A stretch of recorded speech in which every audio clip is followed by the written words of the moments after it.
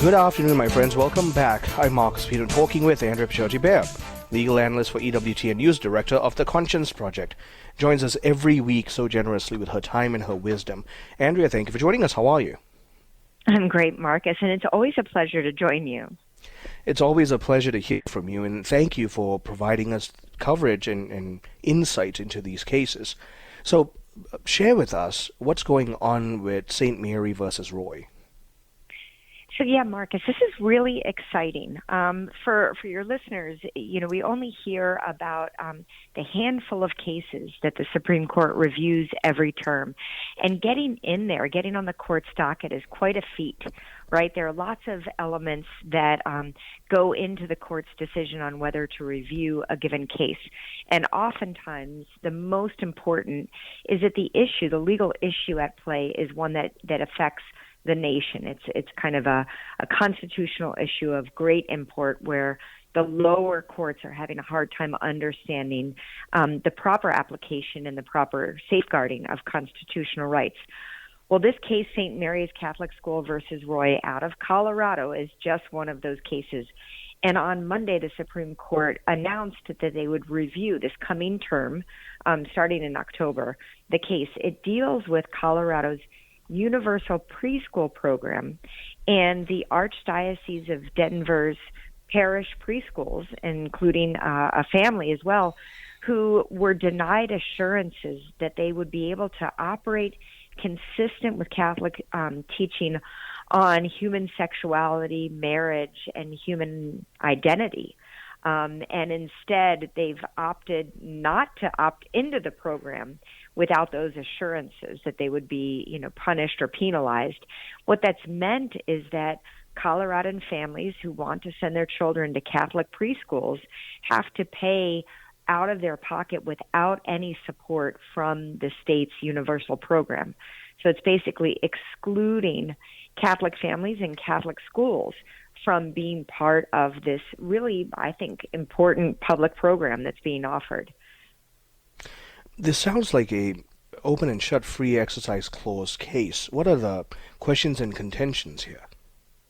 The issue is kind of the evolution of the Supreme Court's jurisprudence, especially recent evolution, to be more consistent with that great guarantee of the free exercise of religion. And so what the state is saying is, hey, we've just got this neutral rule for non-discrimination, and you have to agree to abide by it. We're not targeting anyone because of their religion. We're not saying, Catholic schools can't be a part of this. All we're saying is to be a part of it, you have to agree to our broadly defined anti-discrimination policies. And what the schools are saying, and they're represented beautifully by Becket Law for Religious Freedom, the great legal religious freedom powerhouse that's represented groups like the Little Sisters of the Poor, is they're basically saying, this is just a way to exclude people because of the exercise of their traditional religious beliefs. And so the court really needs to kind of close the loop on some of its decisions to make clear that you can't discriminate, you can't exclude based on someone's exercise of religion. And you can't do so by claiming to be a neutral and generally applicable law. Now, there are lots of exceptions that are in Colorado's universal preschool program, so that's one of the problems that Becket is pointing out. But there's also this idea of, can you be coy about it and get away with excluding based on religion, just not saying so expressly? And Becket is holding Colorado's to the fire, and I think the Supreme Court's going to see it for what it is. Is the petitioner just St. Mary's Catholic Parish? So there's a number of parishes that are part of this, and sadly, one of the parish preschools has had to close because many of the families were middle-class, low-income families, and to choose between their beloved parish preschool and one where they would get significant support from the state, they just had to make that very untenable choice. So it is the Archdiocese of Denver, these Catholic parish-based preschools as well as a family. And then in addition to that, I filed an amicus brief, a friend of the court brief, in support of St. Mary's petition on behalf of a number of Catholic families that I interviewed who either have their children in Catholic preschools or want to, but because they're not able to access that subsidy, aren't able to do so. And I tell you, Marcus, their stories are powerful. They're real and normal. And these are decisions that families are having to make.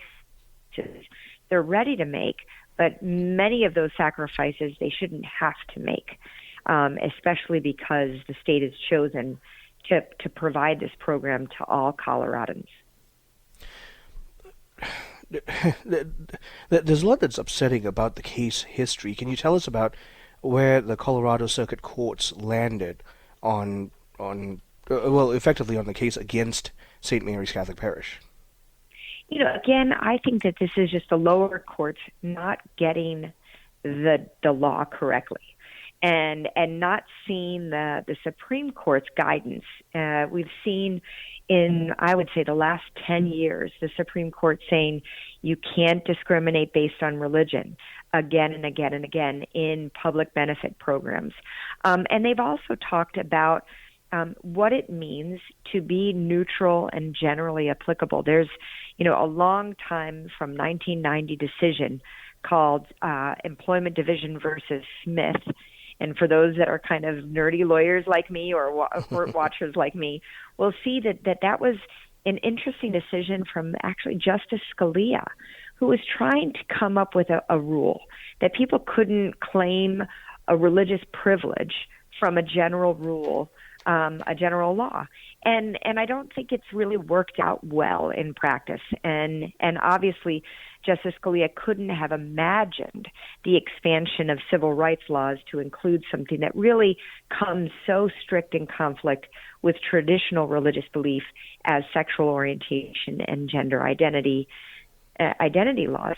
So, the 10th Circuit, the state of Colorado are kind of infamous for not reading the tea leaves when it comes to religious freedom jurisprudence.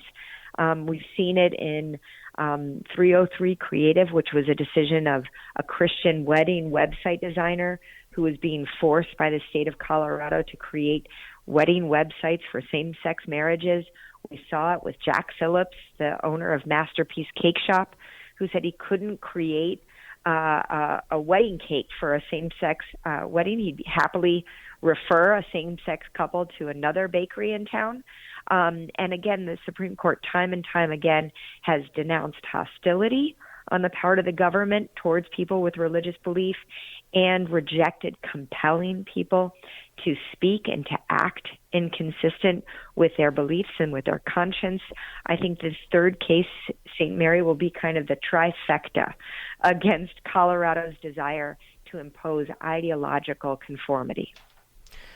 Is the Supreme Court reviewing the entire case history and pronouncements, or is there a more narrow evaluation here? So in the petition to the Supreme Court, they asked the court to revisit that case that I mentioned before, Employment Division versus Smith. The court chose not to, but they did say basically we want to figure out when Smith doesn't apply. And that's a really important and I think prudential decision on part of the justices to, not overrule decisions when you don't need to, but really to understand when those decisions apply and when they don't. And I think they're setting the place, the kind of the track for saying that it doesn't apply in this instance. It doesn't apply when there are plenty of exceptions, and it also doesn't apply when discrimination is happening indirectly. Andrea, thank you very much for joining us. I always appreciate your time, and we'll keep following up on this news.